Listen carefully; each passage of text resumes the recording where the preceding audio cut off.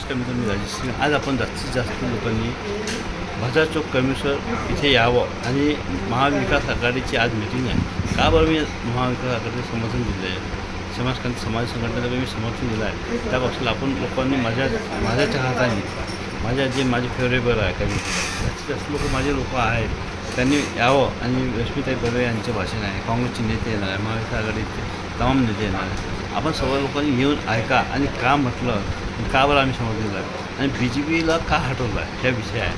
BJPला का हटवलं म्हणतं मी हे म्हणत आहे.